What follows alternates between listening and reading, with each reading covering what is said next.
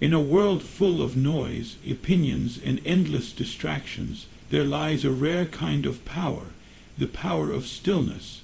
While others react, complain, and get thrown off course by every challenge, you are called to rise above. Today, you're going to learn how to act as if nothing bothers you, not as a mask, but as a deep inner mastery of self. This is not about pretending.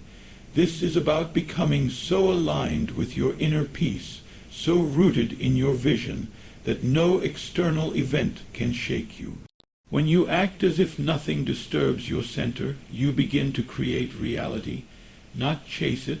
So take a breath and step into the power that's already within you. The power of inner stillness is one of the most overlooked yet transformative forces a person can cultivate. In a world constantly urging you to react, to worry, to rush, choosing stillness is a radical act of personal power. It is not passivity. It is not weakness. It is the deliberate decision to remain unshaken, regardless of what appears to be happening around you. When you cultivate inner stillness, you begin to separate yourself from the chaos of external conditions. You stop being a slave to circumstances and begin to master them. Most people live from the outside in. They allow what they see, hear, or experience to dictate how they feel. If things are going well, they are happy. If challenges appear, they are disturbed. But those who truly understand the creative power of the mind live from the inside out. They maintain a chosen state of being no matter what the world seems to present.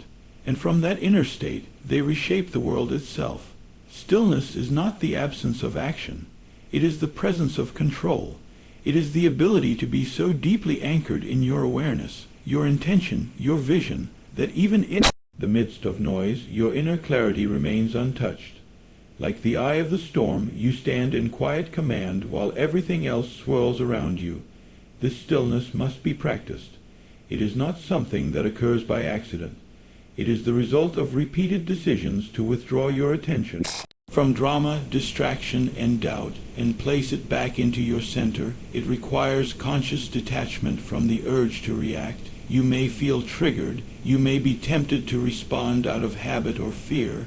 But when you pause, breathe, and return to your inner equilibrium, you are reclaiming authority over your life. Stillness also allows you to hear more clearly. When the mind is quiet, intuition speaks, answers rise, direction becomes evident. So often we are too noisy to receive what is already being given to us. In stillness, we do not force clarity, we allow it. We don't chase results. We attract them. The most powerful people are not loud. They are not frantic. They are still. Why? Because they know the truth. Reality does not bend to noise, but to focus, and focus is born in stillness. To act as if nothing bothers you is to first build this inner sanctuary, a mental and emotional environment so calm, so intentional, that no external event has the power to disturb it. It is in this sacred stillness that all true transformation begins. Once you master it, you no longer live at the mercy of the world. You live in conscious creation of it. Imagination is not fantasy. It is the unseen architecture of reality. Every structure, every invention, every system we rely on in the outer world began in someone's imagination. It was first seen inwardly, then brought into form through belief and action. The outer world is not primary. It is the echo of the inner world. This is why understanding and using imagination consciously is one of the most powerful tools available to you. When you act as if you are not playing a role, you are activating a creative law. You are impressing a new reality onto your subconscious mind, which governs the patterns of your life. The mind does not distinguish between what is vividly imagined and what is physically experienced. This is the hidden secret behind why people can change their lives from within, by assuming the state of what they desire long before they see any outer evidence. If you want to be calm, you must first see yourself as calm, not someday, not when circumstances allow, but now. Imagine how it feels to be unbothered. Imagine your body relaxed, your mind clear, your responses deliberate. Dwell in that image until it becomes more familiar than the chaos you've been reacting to. The more you rehearse this, inner state, the more natural it becomes, and the more the world begins to conform to it. Imagination is not passive. It is a directive force. Whatever state you assume consistently becomes a signal to life itself. When you imagine with emotion and repetition, you are programming your inner world to reflect a new truth, and life must match it. The person who sees themselves as confident begins to speak and walk differently. Opportunities appear. People respond in new ways. Nothing has changed, yet everything has. This is why the instruction to act as if nothing bothers you is not about pretending. It is about aligning with the version of yourself that already exists in consciousness, the version that is steady, calm, grounded. Every time you act in accordance with that version, you reinforce it. Every time you hold that image when challenged, you strengthen your ability to remain in that state effortlessly. You don't wait for the outer world to give you permission to feel differently. You don't wait for people to validate you or for circumstances to improve. You create the feeling first. You generate the experience inwardly. You imagine the outcome so consistently, so faithfully, that it becomes the only acceptable truth to your subconscious. And because your outer world is always shaped by your inner convictions, it must rearrange itself to reflect that change. Imagination, used deliberately, becomes the blueprint of the life you desire, and once you fully accept that truth, you no longer chase reality. You design it. Emotional detachment is often misunderstood. Many think it means coldness, indifference, or apathy, but in truth, emotional detachment is one of the highest forms of personal power. It means you are no longer a prisoner of your reaction. It means you are no longer swayed by every opinion, every outcome, every passing mood or unexpected event.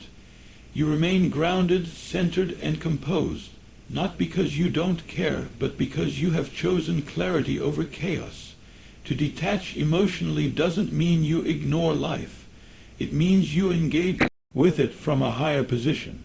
Instead of being pulled in by every wave, you become the observer of the sea.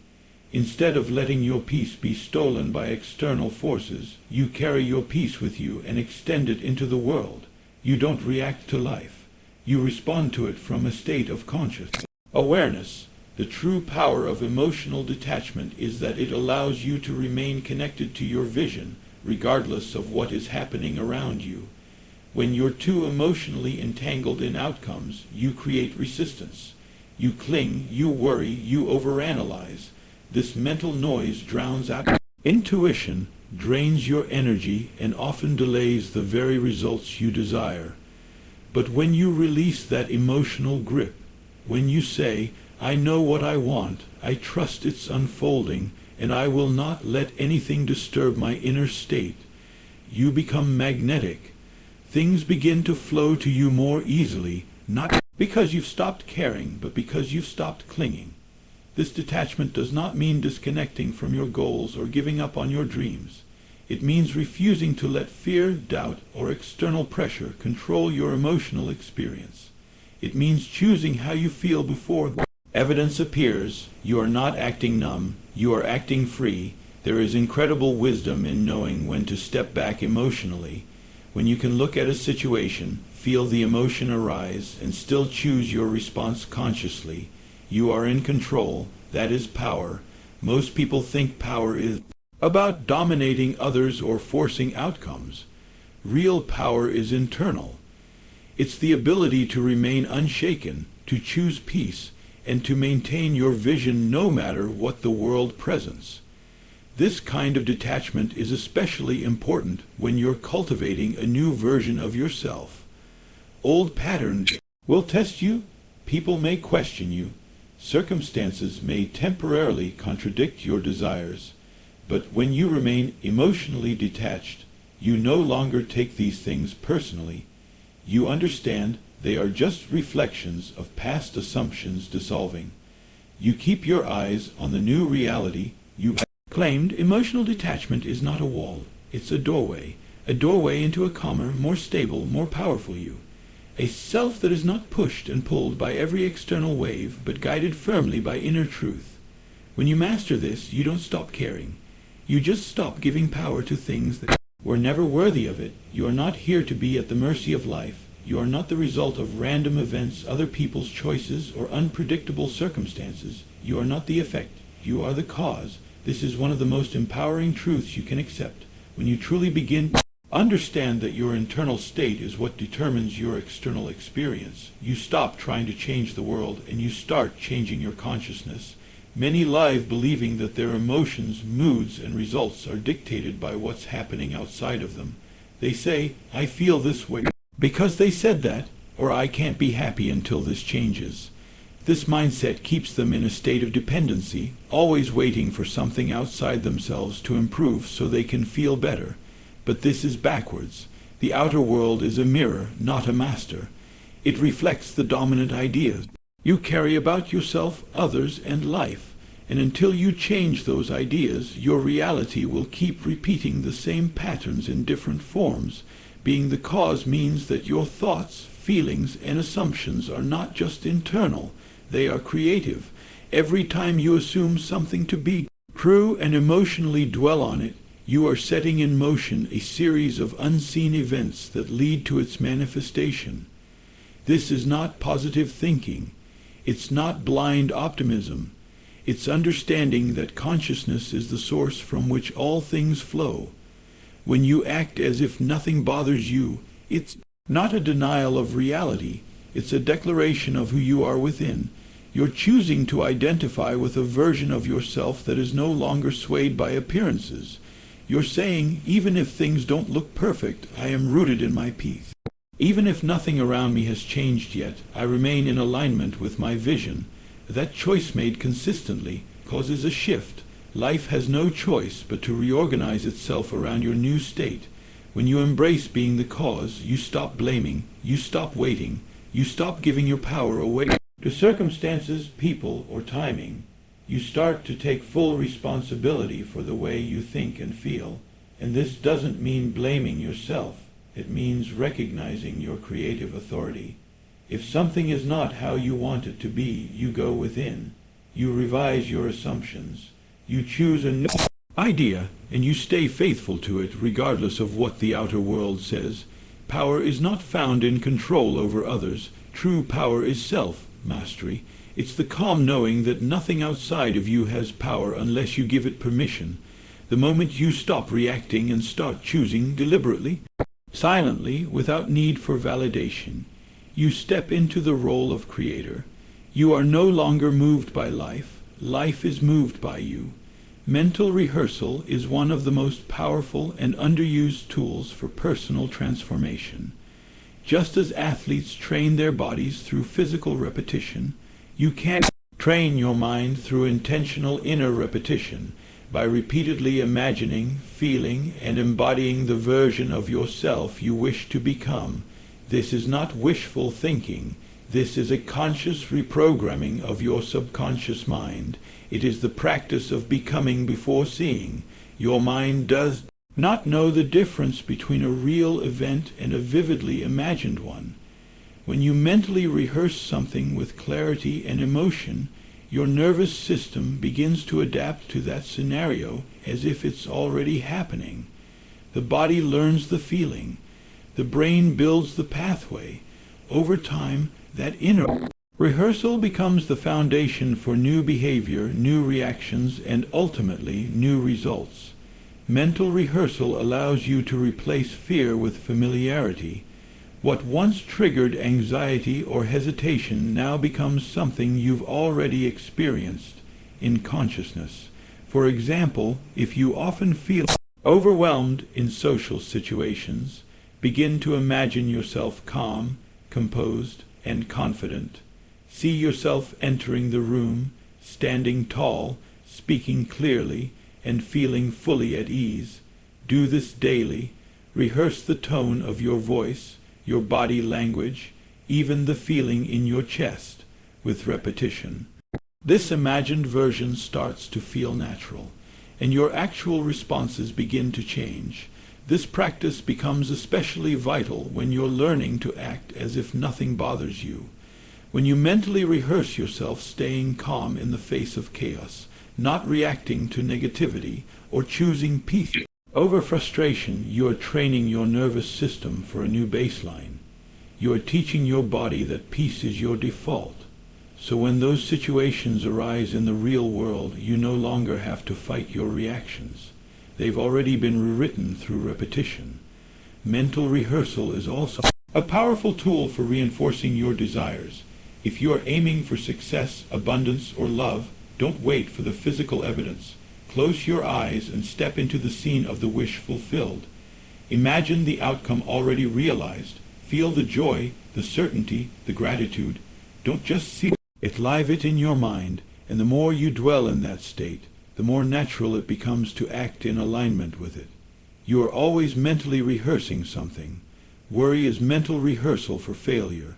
Doubt is rehearsal for delay. But you can choose differently. You can begin each day by rehearsing calmness, clarity, and confidence. You can rehearse silence in the face of provocation. You can rehearse being unbothered, unshaken, and in command of your emotions. What you practice in the mind, you live in the body, and what you live in the body becomes the life you experience. Through mental rehearsal, you are not only preparing for a new reality, you are creating it. One thought, one feeling, one inner rehearsal at a time. Reacting is one of the fastest ways to give away your power. Each time you react emotionally to something outside of you, a comment, a delay, a challenge, you are affirming that the external world has more control over you than your inner state. This is not just about being upset or angry. Even subtle reactions like worry, doubt, or defensiveness are signs that you've allowed something or someone to pull you out of alignment with your desired state. The truth is simple but powerful. The more you react, the more you are controlled. The less you react, the more you are in command. Every reaction is a declaration. It declares what you believe to be real, what you value, and what you identify with. When you react to negativity, you give it life. When you react to fear, you strengthen it. When you react to limitation, you feed it. But when you remain still, when you choose not to be disturbed, when you return to your chosen state of peace or confidence, you weaken the illusion and reinforce the truth of your own power. Learning not to react is not about suppression. It's not about pretending nothing matters. It's about choosing your response consciously rather than being dragged around by old patterns. It is about knowing that your attention is creative, and wherever you place it, especially with emotional charge, you energize that reality. If someone disrespects you and you erupt with anger, you might feel momentarily powerful, but in truth, you've just allowed them to dictate your state. You've handed over your emotional sovereignty. To act as if nothing bothers you means you no longer grant that access to the outer world. It means you have developed such inner clarity and discipline that you can observe events, process them, and respond in a way that reflects the version of you that you've chosen to embody. This is real freedom, not freedom from problems, but freedom from being ruled by them. Non-reaction is also a signal to your subconscious. When you choose not to react, you are communicating, I trust myself. I trust the outcome. I trust that I am already who I need to be. This kind of inner confidence builds a deep, stable foundation that can't be shaken by temporary appearances. You begin to see that most reactions are habitual. They're automatic loops, based on past conditioning, fears, or unhealed experiences. But when you pause and remain conscious, you break the loop. You create a space between stimulus and response, and in that space, you reclaim your power. Mastering this principle means you no longer wait for circumstances to change to feel calm or secure. You choose calmness now. You choose groundedness now. You become the center of stillness in a world full of noise, and from that center, your reality begins to shift. Reactions fade, inner authority rises, and life bends to meet the strength of your non-reaction. You are not here to be tossed around by circumstances, nor are you meant to live in reaction to what the world throws at you. You are here to master yourself, to rise above appearances, and to live deliberately from the inside out. When you choose to act as if nothing bothers you, you are not ignoring life. You are transforming it. You are declaring to your subconscious, to your body, to the universe, I decide how I feel. I choose my response. I shape my world. Every time you return to stillness instead of stress, every time you choose peace over panic, every time you hold your inner vision rather than reacting to the outer scene, you are exercising true power, not loud power, not forceful power, but quiet, unshakable, creative power, the kind that builds worlds. You've now seen how inner stillness grounds you, how imagination builds your future, how emotional detachment frees you, how assuming responsibility shifts your reality, how mental rehearsal reshapes your reactions, and how mastering your responses protects your energy and authority. So now let these truths settle in. You are not the noise. You are the calm beneath it. You are not your emotions. You are the one who chooses them. You are not the reflection. You are the cause behind the mirror. From this day forward, walk with presence, speak with intention, respond with grace, and act as if nothing disturbs your peace, because your peace is not a reaction to life. It is the foundation of your power. The world will bend, things will change, circumstances will align, not because you forced them, but because you became someone who no longer needs to. You became someone who creates, not chases, someone who decides, not reacts, and in that state, you are truly free.